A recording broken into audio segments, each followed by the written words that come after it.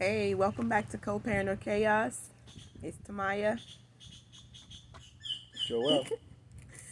Today we're going to talk about watching your conversations. So when I initially thought about this topic, I was thinking about just how sometimes kids just know too much about grown people's business. No. Um, Sometimes it could be innocent. I'm sure it's not ever intentional to like have them hearing things that they have no business knowing about. You could possibly maybe get a phone call from your girlfriend, from your guy friend, and they might be telling you, hey, this is going on and that is going on. They might be giving you the full rundown. These days, some people your car have the hands-free link, so whole conversation is out and open so the kids can hear. And just we just have to be careful of certain conversations that we are having. Not only that's one aspect of it. Another aspect of it is just sometime as parents, or as parents that may not be together like in a relationship any longer. Mom feels one way about dad feels one way about mom, and we might let it be known, but the children have, honestly speaking, the children have no business knowing how you, I'm saying if it's a negative thing, they have no business knowing how you feel about dad or knowing how dad feels about mom. Like, I feel like we shouldn't impress our grown up feelings and issues upon them. Like, let them form their own opinion of their parent based on how the parent treats them and interacts with them. And if there's anything that they need to know, pertaining to the parent as far as treatment and things like that, I think that children, they get older and they will see or they will come to realization of whatever it is like on their own. But I think you shouldn't be the one to say, hey, your daddy is this, or hey, your mom is that. Like, I don't think that should, I don't think that should ever happen, because that puts unnecessary, I think that puts like unnecessary pressure maybe on a child to feel how you feel, or not to really express how they really feel for fear of maybe upsetting you, or um disappointing one of the parents. It's just, I think, like, let kids be kids. Like, there's a scripture in the Bible that talks about like guard your heart. So in my mind, I'm thinking about like guard their eyes, guard their ears. Just that's our job as parents, just to guard what they are seeing, guard what they are hearing, conversations, whether it be conversation, whether it be TV. There's a number of different things, but we have to be their filter, so to speak, to try to like, you know, filter what they're seeing, what they're hearing. I'm talking about. I'm gonna let my hubby chime in a little bit. You have any thoughts? Lots of thoughts. All right, share with us. Oh, I think um, we have one of our, I guess, a mentor, Myron Golden. He said, words are not just words. Words are the way that we what filter the See the world. world. Words are not just they're not just letters together. They're the way that we see the world.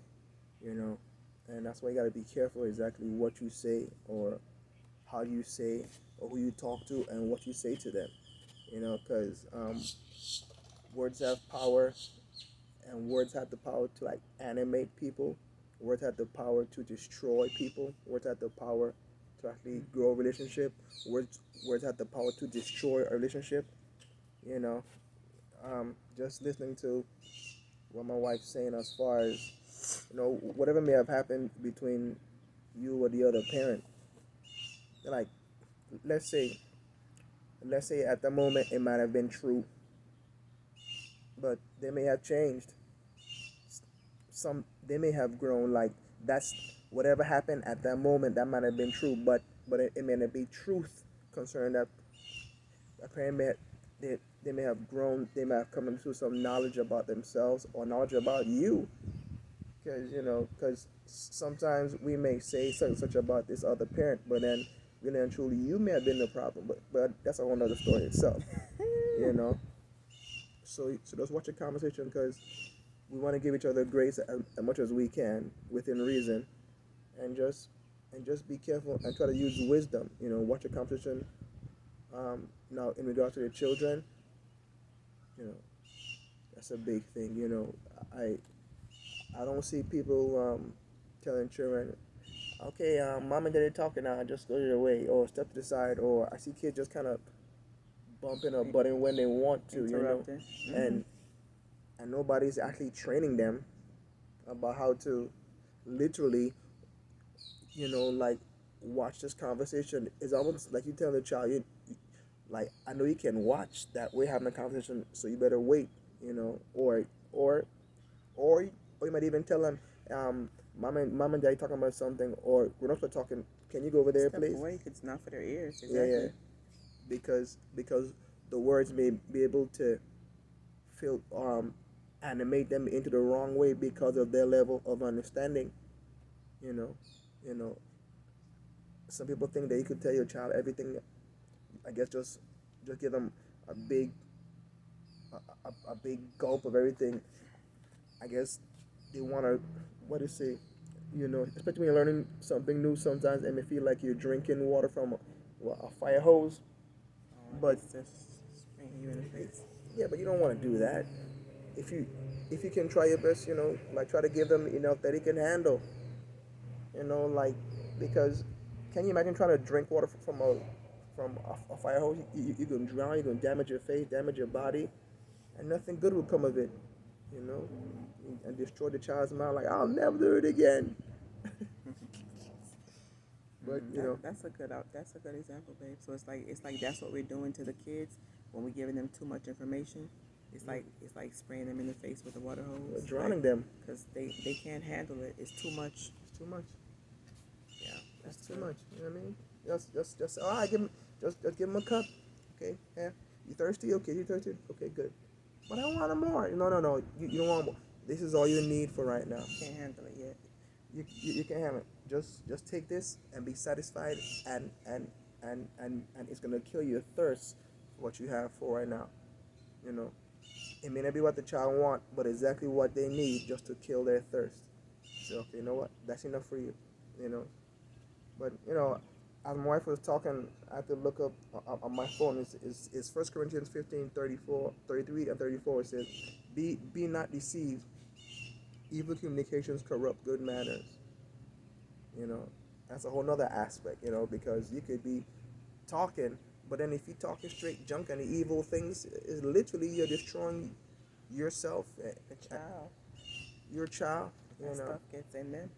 yeah, and for those of you who kind of don't care, 'cause I've seen it before. I've seen like parents who don't care about what they even say around their kids. Like, man, you better believe God's gonna hold you accountable for that. Like, on Judgment Day, you're gonna have to stand before God. Because really and truly, like, is a gift that God gave you to steward. Your child is a gift that God said, you know what? Hey, this is for you, and I want you to steward this until I get back, or until Judgment Day comes. You know what I mean? You gotta be careful. What you say, what you point to them. What you say about them. You know, watch your conversations for real. Yeah, my dear. I'm rambling.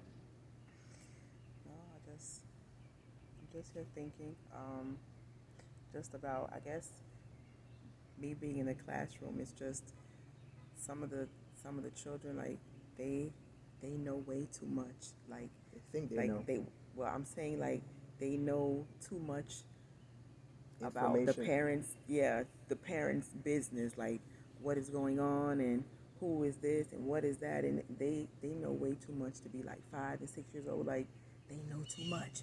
I can't, And I can't tell you what a kid told me about 2 weeks ago, because we get flagged on YouTube. oh my, Second grader. wow. I'm So like, what? yeah, yeah. So yeah, we there's a reason why we're having this conversation, as we said, because we're around children every day, and it's, as parents, we have to just be careful, just be mindful, be mindful of your words, be mindful of the conversations that you are having in the midst of your children. Just remember that um, they're they're innocent to a certain extent, and let them keep that as long as possible. Let them keep that innocence about. They don't have to know about everything right now. And I think even those of us that have teenagers, we feel like, oh, they're old enough to know, and certain things they are old enough to know. Certain things um, we got to have conversations with them about, because we may not have talked to them about it, but they get information from so many other sources. So there are certain things we just gotta just have certain conversations with them about. But once again, for you to reflect on after this video is your conversation. Watch the conversation, um, what you're saying to them, what you're saying about others in their presence, just your words, your conversation in general. Is it is it uplifting? Is it encouraging, or is it tearing them down? Is it demeaning others? Is it tearing others down? Just think about the talks that you're having. All right. Thanks for tuning in with us today. Again, it was co-parent or chaos. Don't forget to hit the like button. If you think someone you know would benefit from this conversation, please share it with them, and also subscribe to our channel. That way you get notified every time we drop a new episode. And right below the video in the comments, there is a freebie. Click the link and get the freebie. Just grab it. It's free. FREE. It's free 99. Free 99. You know. So until next time, it's Co-Parent or Chaos, Tamaya and Joelle. Sure will. Thank And you for we'll, reminding me. thanks for coming. We'll see you next time.